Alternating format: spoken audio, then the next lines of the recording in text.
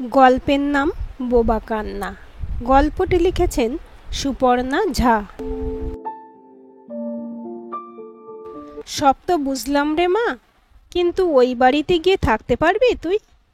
সম্বন্ধ যে সবসময় সমানে সমানেই টেকে বলে বাবা আমার মুখের দিকে তাকালেন। হ্যাঁ বাবা, খুব পারবো। আমি মানুষকে ছাড়া আর কাউকেই বিয়ে করতে পারবো না। আমরা দুজনে দুজনকে ভালোবাসি। আমি আর অন্য কারোর কথা ভাবতেই পারি না বাবা। তাছাড়াও মানুষ তো ভালো ছেলে। সাহস করে বাবার মুখের উপর একটানা কথাগুলো বলেই ফেললাম। তারপর মায়ের মুখের দিকে তাকালাম। বাবা বললেন, তার ছেলেটা খারাপ নয়, শুনেছি তো বেশ দাঁড়িয়েও গেছে। কিন্তু ওদের পরিবার, বিশেষ করে মানুষের মাটাকে আমার একদম ভালো লাগে না। একেবারেই অশিক্ষিত গোয়ার মহিলা। রাস্তার ধারে বসে বসে বাচালতা করতে দেখেছি বেশ কয়েকবারই। বাবার মুখে আমার হবু শাশুড়ি মায়ের নিন্দা শুনে আমার খুব খারাপ লাগলো। আসলে মানুষ ওর মাকে খুব ভালোবাসে। লজ্জায় আমি মাথা নিচু করে নিলাম। আমার মুখ দেখে মা কিছুটা বুঝতে পেরে বাবাকে ইশারাতে চুপ করতে বলল। অনেক দোনমনো করতে করতে অবশেষে বাবা রাজি হলেন আমার আর মানুষের বিয়েটা দিতে। আমি মেহুল, সবাই ডাকে মেহু বলে। আমি বাড়ির একমাত্র আদরের কন্যা। আমার নিজের একটা ভাই আছে অবশ্য, আর জেঠু কাকা সবারই ছেলে। তাই বাড়িতে আমার আবদারই বেশি খাটে। বছরখানেক আগে গ্র্যাজুয়েশন কমপ্লিট করে আমাদের গ্রামেরই একটা নার্সারি স্কুলে পড়াই এখন। মাইনে সেরকম দেয় না, কিন্তু চুপচাপ বসে থাকার চেয়ে ভালো। তাছাড়াও বাচ্চাগুলোর সঙ্গে খুব সুন্দরভাবে সময় কেটে যায়। আর অবসর সময়ে মানুষের সঙ্গে দেখা করতে চলে যাই টাউনে। ওখানেই ওর ইলেকট্রনিক পার্টসের গোডাউন। কখনো স্কুলের জন্য কিছু কিনতে যাচ্ছে এই বাহানায়, আবার কখনো নিজের প্রয়োজনের কিছু আনার ছুতোই চলে যাই ওর সঙ্গে দেখা করতে। কলেজে পড়ার সময় এতটা সমস্যা হতো না, তখনই নিশ্চিন্তে প্রেম করেছি দুজনে। এখন বাড়িতে অনেক কৈফিয়ত দিয়ে তবে দেখা করতে যেতে পাই। বাড়িতে আর পাড়ার সকলেই এখন অবশ্য জেনে গেছে আমাদের সম্পর্কের কথা। তাই তো বাবা আজ আমার সঙ্গে এ ব্যাপারে কথা বললেন। আমরা গ্রামের মধ্যে সবচেয়ে বড় লোক, বনেদি পরিবার। গ্রামে একমাত্র আমাদের বাড়িতেই দুর্গাপুজো হয়। আমাদের পরিবারটাকে সকলেই সমীহ করে। আমার বিয়ে নিয়ে আমাদের পরিবারের সকলের মনের মধ্যে অনেক উচ্চাশা ছিল। সবাই ভেবেছিল ডাক্তার, ইঞ্জিনিয়ার, নয়তো কোনো এনআরআই ছাড়া আমার বিয়ের কথা বলাই যাবে না। সেখানে পাড়ারই একটা সাধারণ মধ্যবিত্ত বাড়ির খুব সাধারণ একটা ছেলেকে আমি ভালোবেসে ফেলেছি। মানুষ অবশ্য খুব ভালো ছেলে। পড়াশোনা শেষ করে চাকরির অনেক চেষ্টা করে না পেয়ে শেষে ইলেকট্রনিক্সের ব্যবসা করতে শুরু করেছে। আর এখন তো বেশ দাঁড়িয়েও গেছে। ও তো বলে আমি নাকি ওর অনুপ্রেরণা। আমার জন্যই নাকি ও আজ এই অবস্থানে আসতে পেরেছে। নিজেদের পুরনো বাড়িটাকে মেরামত করে ও দোতলা করেছে, গাড়ি কিনেছে। কিন্তু এসব বড় কথা নয়। মানুষ মনের দিক দিয়ে খুব ভালো ছেলে। এই বছরে আমি ওকে ভালো করেই চিনেছি, বুঝেছি। ও আমাকে পাগলের মতো ভালোবাসে। মোট কথা, দুজনে দুজনকে ছাড়া বাঁচার কথা ভাবতেই পারি না আমরা। অবশেষে খুব ধুমধাম করে আমাদের বিয়েটা সম্পন্ন হলো। আজ আমাদের বৌভাত। পাড়ার মধ্যেই যেহেতু আমাদের বিয়ে হলো, তাই বেশিরভাগই চেনা জানা লোকজন। সকাল থেকেই সকলে দেখা করতে আসছে। আমার শাশুড়ি মা খুব হাসি খুশি মানুষ। আর আমি আসার পর দেখেই মনে হচ্ছে ভীষণ খুশি হয়েছেন। যেচে পড়ে আমার ঘরে নিয়ে এসে সবার সঙ্গেই পরিচয় করিয়ে দিচ্ছেন। প্রয়োজনের তুলনায় একটু বেশিই কথা বলেন। তাই হয়তো অনেকেই ওনাকে গোয়ার ভাবে। বাড়িতে আমার মাকে কম কথা বলতে দেখেছি, তাই আমার কিন্তু ভালোই লাগছে ওনাকে।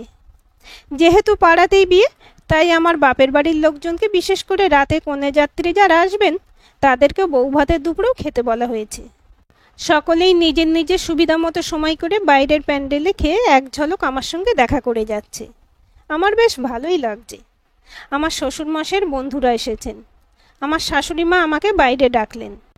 এনারা আবার আমার বাবারও বন্ধু। সকলেই আমার পরিচিত। আমি বাইরে আসতেই শাশুড়ি মা সকলকে প্রণাম করতে বললেন। শাশুড়ি মায়ের কথা শুনে আমি ওনাদের পায়ে হাত দিয়ে প্রণাম করলাম। বিমল কাকু আমাকে প্রণাম করতে না দিয়ে আমাকে দুহাত দিয়ে জড়িয়ে ধরলেন। আমি অস্বস্তিতে ওনার হাত ছাড়িয়ে সরে গিয়ে দূরে দাঁড়ালাম। তারপর প্রচণ্ড ঘামতে লাগলাম। ওনারা চলে যেতে শাশুড়িমা সেটা লক্ষ্য করে আমার কাছে এসে জিজ্ঞাসা করলেন, কি হয়েছে মেহু, আমাকে বলবি না? এভাবে কেউ কোনোদিন আমাকে জিজ্ঞাসা করেনি, বা আমার মুখ দেখে কেউ বোঝেনি আমার কষ্টটা। আমি শাশুড়িমাকে জড়িয়ে ধরে কান্নায় ভেঙে পড়লাম। সেই সময় বাড়িতে কেউ ছিল না। সকলেই দুপুরের খাবার খেতে প্যান্ডেলে গেছে। আমার চোখের জল মুছিয়ে দিয়ে শাশুড়িমা আমার হাত দুটো ধরে নিয়ে এলেন আমার ঘরে। তারপর হাত ধরে আমাকে বিছানায় বসিয়ে দিয়ে আমার মুখের দিকে তাকালেন আমার শাশুড়িমা। তারপর টেবিলে রাখা জলের বোতল থেকে গ্লাসে জল ঢেলে আমার দিকে এগিয়ে দিলেন। আমি যন্ত্রচালিতের মতো গ্লাসের জলটা ঢকঢক করে পান করে এঁটো গ্লাসটা শাশুড়ি মায়ের হাতে দিয়ে দিলাম। তারপর সম্বিত ফিরতেই আবার ওনার হাত থেকে গ্লাসটা নিতে গেলাম। উনি গ্লাসটা টেবিলের উপর রেখে আমার কাছে বসলেন। তারপর আমার মাথায় হাত বুলিয়ে বললেন, আমাকে বলবি না মেহু, এখন থেকে আমি যে তোর মা হলাম। আমি শাশুড়ি মায়ের মুখের দিকে তাকিয়ে বললাম, তুমি বিমল কাকুকে এখানে আসতে বারণ করে দিও মা, ও খুব খারাপ লোক। হ্যাঁ, সে না হয় বারণ করে দেব, কিন্তু কেন রে মা, ওর দোষটা কি? সে কি এমন করেছে যে একজন বাপের বয়সী লোকের উপর তোর এত অভিমান? অনেক কষ্টে মনোবল সঞ্চয় করে বলেই ফেললাম আমার অন্তরের কষ্টমাখা কথাগুলো, যেগুলো এত বছর ধরে বোবা কান্না হয়ে জমেছিল আমার বুকে। বললাম, হ্যাঁ মা, বিমল কাকু খুব খারাপ লোক। আমি তো ছোট থেকেই এরকম গুলুমুলু, তুমিও ছোটবেলায় আমাকে দেখে থাকবে। হ্যাঁ, কয়েকবার দেখেছি। আসলে তোদের বাড়ির রাস্তাটা তো অন্য দিক দিয়ে, তাই মাঝে মধ্যে দেখেছি। তখনও খুব মিষ্টি লাগতো তোকে দেখতে। আমার তো মেয়ে নেই, ভগবান আমাকে দুটোই ছেলে দিয়েছে। তাই একবার পুজোর সময় তোদের বাড়ির সামনে তোকে খেলতে দেখে আমার মনে হয়েছিল, ইস, এরকম একটা মিষ্টি মেয়ে যদি আমারও থাকতো। আর দেখ, সেদিন ভগবান মনে হয় আমার কথাটা শুনেও ফেলেছিল, তাই তো তুই আমার বাড়িতে এলি। আমি অবাক হয়ে শাশুড়ি মায়ের কথাগুলো শুনছিলাম। তারপর আবার উনিই বললেন, এবারে বলতো, বিমল ঠাকুরপো আমার মেয়েটার সঙ্গে কী ছ্যাঁচড়ামি করেছে? আমি তখন ক্লাস 5-6-এ পড়ি। একদিন স্কুল থেকে ফিরছিলাম, সেদিন একাই ছিলাম। কাকু আমাকে ওনার কাছে ডাকলেন। কাকু ছোটবেলা থেকেই আমাদের বাড়ি যেত, ছোটবেলাতে আদরও করতো আমাকে। সেদিন কাছে যেতেই আমাকে জড়িয়ে ধরে আমার গাল কামড়ে আমার বুকে হাত দেয়। সবে আমার বুকের মধ্যে কুঁড়ির মতো গোটা ধরেছিল। প্রচণ্ড ব্যথায় কুঁকিয়ে উঠি আমি। কিছুই বুঝতাম না তখন, ওই বয়সে শুধু বুঝেছিলাম উনি খুব খারাপ লোক। তারপর থেকে আতঙ্কেই ছিলাম বহু বছর। সব লোকেদেরকে, এমনকি সব ছেলেদের দেখেই ভয় করত। মনে হতো পৃথিবীর সকল পুরুষ মানুষই বুঝি খারাপ, নোংরা। তারপর তোমার ছেলের সঙ্গে পরিচয় হয়ে সে ভুল ভাঙল। দেখলাম ও কত সম্মান করে মেয়েদেরকে। আমার শাশুড়ি মা আমার কথাগুলো শোনার পর বললেন, কিন্তু তুই তোর মাকে বলিসনি কেন এই কথাটা? বলেছিলাম, বলে একটা দীর্ঘ নিঃশ্বাস ফেললাম আমি। কি বলল তোর মা? মা বলেছিল, চুপ কর অভদ্র মেয়ে, বিমল কাকু বাবার খুব প্রিয় বন্ধু, আপদে বিপদে সবসময় আমাদের পাশে এসে দাঁড়ায়, আর ছোটবেলা থেকেই তোকে ভালোবাসে, তাই একটু আদর করেছে। এসব ব্যাপারে আর কোনো কথাই শুনতে চাই না আমি, আর কারোর কাছে কিছু বলবি না। আরও বলেছিল, এসব নোংরা কথা বললে সবাই নাকি আমাকেই অসভ্য মেয়ে বলবে, তাই আর বলিনি আমি, কাউকেই কোনোদিন বলিনি। যদি সবাই আমাকেই অসভ্য মেয়ে ভাবে। কিন্তু আর কোনোদিন বিমল কাকুর সামনেও যায়নি। ছুটির দিনে আমাদের বাড়ির বৈঠকখানায় তাস খেলতে আসলে আমি পেছনে দরজা ব্যবহার করেছি, তবু ওই লোকটার সামনে যায়নি। কিন্তু আজ এতগুলো বছর পর সামনাসামনি হতেই হলো। আমাদের দুজনকে ঘরের ভিতরে একসঙ্গে বসে থাকতে দেখে আমার পিসি শাশুড়ি ইয়ার্কি মেরে বলতে বলতে ঢুকলেন ঘরে। কি ব্যাপার, শাশুড়ি বৌমাতে কি সলা পরামর্শ হচ্ছে শুনি? আর ওদিকে তো সবার খাওয়া প্রায় শেষ, যাও তাড়াতাড়ি তোমরা খেয়ে নাও গিয়ে। বেলা করে জলখাবার খেয়েছিলাম, তাই খিদেই ছিল না। তবু শাশুড়ি মায়ের জোড়াজুড়িতে গেলাম খেতে। শ্বশুরমশাইও আমাদের সঙ্গেই এক টেবিলে খেতে বসলেন।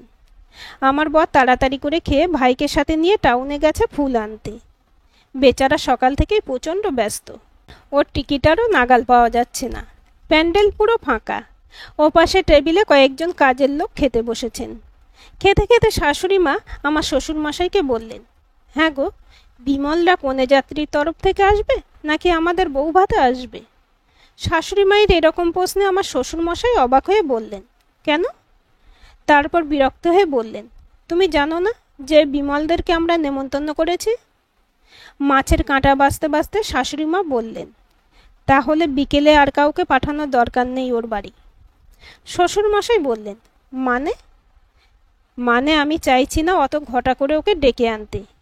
পরে আমি তোমাকে কারণটা বলবো।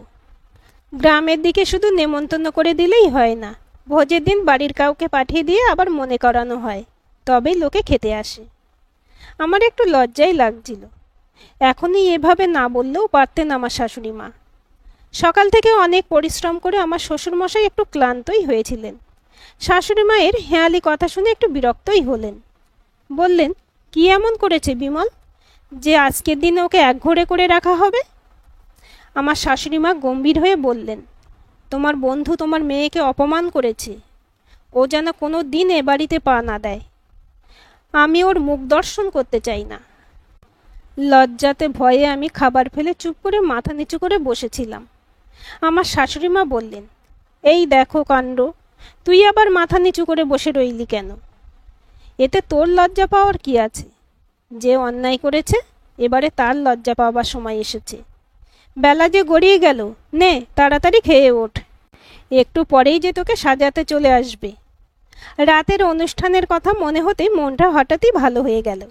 আজ অনেক দিন পর বুক থেকে যেন পাথর নামলো। আজকের গল্পটি আপনাদের কেমন লাগলো কমেন্ট করে জানাবেন। ভালো লাগলে লাইক, শেয়ার, সাবস্ক্রাইব করবেন এবং নতুন ভিডিও আপডেট পেতে বেল আইকনটি ক্লিক করে রাখুন।